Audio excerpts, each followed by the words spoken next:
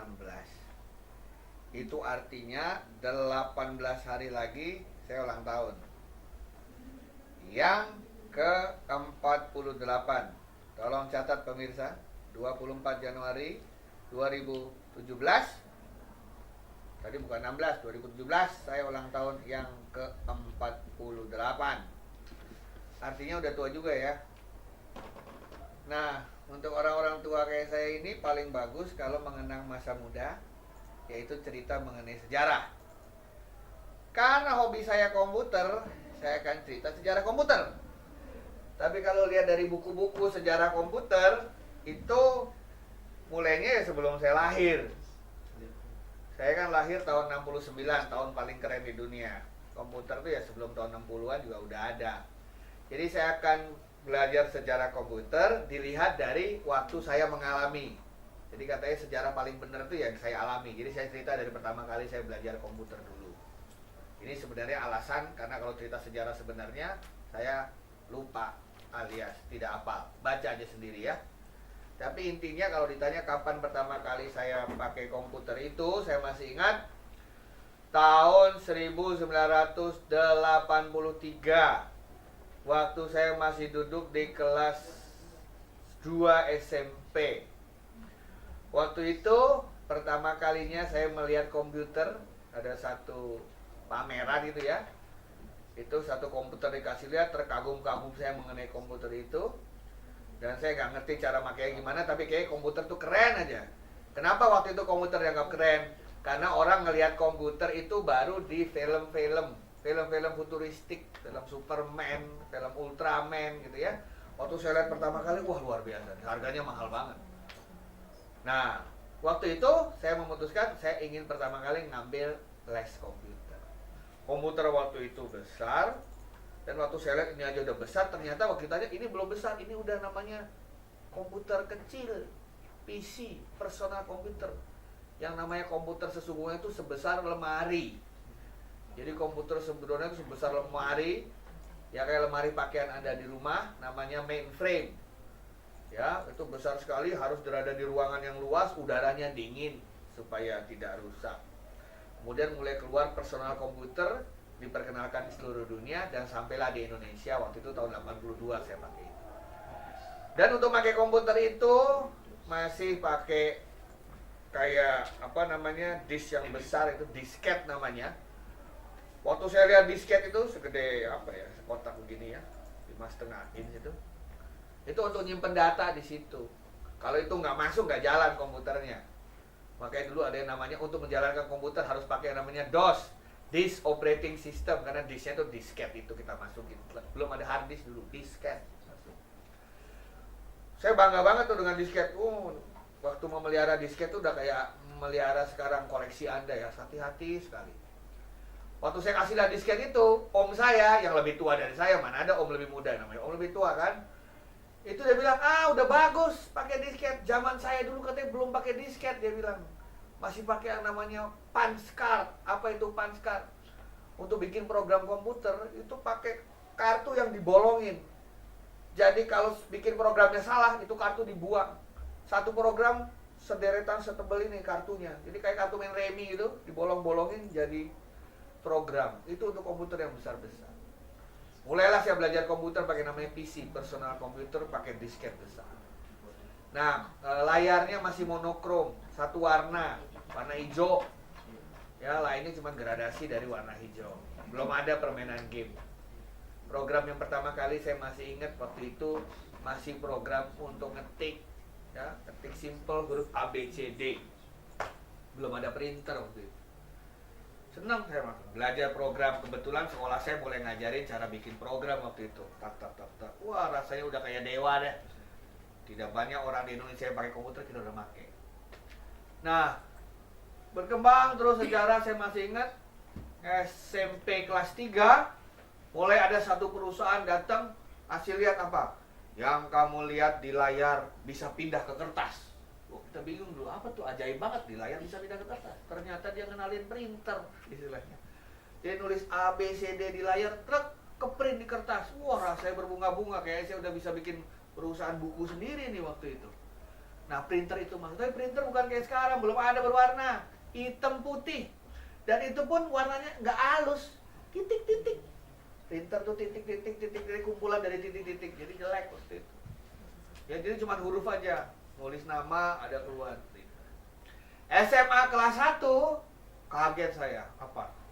Ada satu printer yang tiba-tiba keluar warna. Kaget tuh, keluar warna, warna merah, biru, hijau tuh bisa keluar di kertas. Saya dulu bayangin kan yang bisa keluarin cuma penerbit buku besar. Sekarang di rumah tuh bisa keluar warna-warni dalam satu kertas. Wah, rasanya berbunga-bunga waktu itu ya. Tapi belum bisa bikin gambar. Jadi hurufnya tuh A, B, C, D, E, keluarnya ya warna-warna hijau, biru, merah bisa kita buat.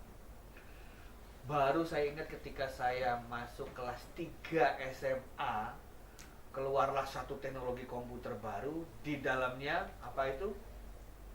Bisa main game. Game pertama yang saya mainin namanya game Olimpiade, masih ingat saya waktu itu. Game, bayangin game warnanya cuma hijau sama hitam. Saya bayangin aja. Dulu gamenya nggak kayak sekarang, main FIFA lah, main Tekken lah, udah keren. Dulu tuh game main bola, isinya cuma 2 batang. Ini batang, bolanya kotak. Centung, itu aja game tuh. Itu rasanya aja kita udah kayak di lapangan bola sesungguhnya. Karena itu masih baru. Nah, waktu SMA mulailah diperkenalkan printer berwarna dan kemudian juga komputer yang sudah tidak monokrom lagi tetapi sudah color. Keluar istilah waktu itu komputer karena di dalamnya sudah ada graphic adapter. Jadi ada alat di dalam komputer itu yang bisa memperlihatkan gambar grafis. Waktu itu rasanya saya udah jadi kayak orang yang punya Hollywood aja. Kenapa? Muka orang itu bisa digambarkan di layar monitor. Dan bisa di-print ke dalam kertas. Pada saat itu saya memutuskan saya pengen kuliah komputer. Waktu itu yang baru punya program komputer itu baru 4 kampus di Indonesia ini.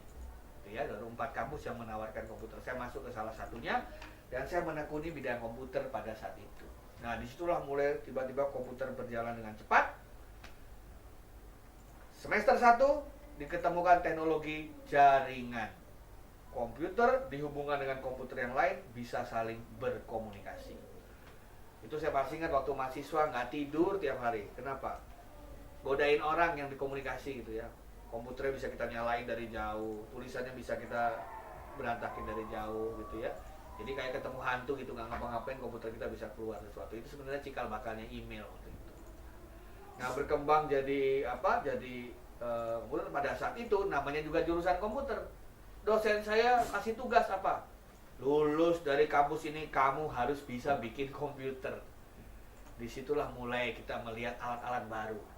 Dulu nggak ada yang namanya mouse, itu nggak ada, semua digerakin pakai keyboard, pakai panah keyboard tuh kiri kanan atas bawah. Lama-lama orang capek kiri kanan atas bawah, akhirnya apa? Ditemuin yang namanya joystick. Apa itu joystick? Ya kayak sekarang yang sedang main game itu kan, ada kayak kayak pipa ada vertikal itu, kita jalanin gini, kursornya itu bisa bergerak. Nah itu awal pertama kali orang bisa menggerakkan sesuatu di komputer, joystick. Joystick capek megangnya begitu terus gatel lama-lama kan karena tangannya ini. Akhirnya apa? Bisa nggak sih yang lebih ergonomis, lebih ringan? Akhirnya yang vertikal menjadi horizontal, jadilah mouse, digerakin pakai mouse. Tek, tek. Dan semua dulu harus pakai kabel.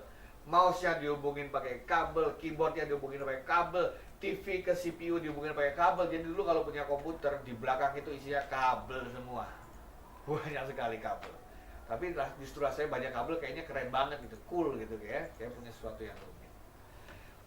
Nah, begitu saya lulus belum ada yang namanya wireless, belum ada yang namanya internet. Saya lulus itu tetap adalah sebuah komputer yang dihubungkan secara jaringan. Tapi tujuannya bukan untuk kirim-kiriman email. Jaringan itu tujuannya adalah kalau punya printer bisa di-sharing rame-rame. Nah, waktu saya kuliah itulah pertama kali disket dari yang gede itu 5/4 inch menjadi kecil 3,5 inch. Dan kemudian dari 3,5 inch itu mulai dibuang. Kenapa? Bayangin aja, Anda waktu itu nulis skripsi saya itu disimpan di 10 disket. Satu disket rusak, bubar skripsi saya semuanya. Kenapa? Karena disket yang dibawa kemana-mana itu dari magnet itu kalau salah taruh bisa hilang datanya. Akhirnya teknologi disket dibuang, mulailah keluar hard disk. Anda tahu hard disk dulu besarnya berapa? Hard disk saya dulu besar sekali dan paling besar di kampus saya waktu itu. 20 megabyte. Bayangin 20 megabyte. Sekarang flash disk aja udah 1 giga. Dulu 20 megabyte itu paling besar di kampus saya. Nah, disitulah orang mulai ketemu hard disk. Setelah saya lulus, bekerja di perusahaan, waktu itu saya ngambil S2, gitu ya, sambil bekerja saya ngambil S2, saya ngambil di luar negeri. Di situ, saya datang ke satu kelas di tempat orang mulai ingin bikin internet. Internet dulu masih cuma ide. Ide gila mereka adalah bagaimana kalau sekarang kampus-kampus di dunia itu bisa saling berhubungan. Profesor sini, profesor sana. Kenapa? Profesor-profesor ini kan pinter-pinter, cuman nggak punya duit untuk jalan konferensi, nggak punya duit untuk saling ketemu jauh-jauhan. Karena naik pesawat mahal. Akhirnya gimana? Dicari cara bagaimana agar profesor-profesor ini bisa saling komunikasi, tukar-menukar risetnya, tukar-menukar tulisannya, bisa berkomunikasi.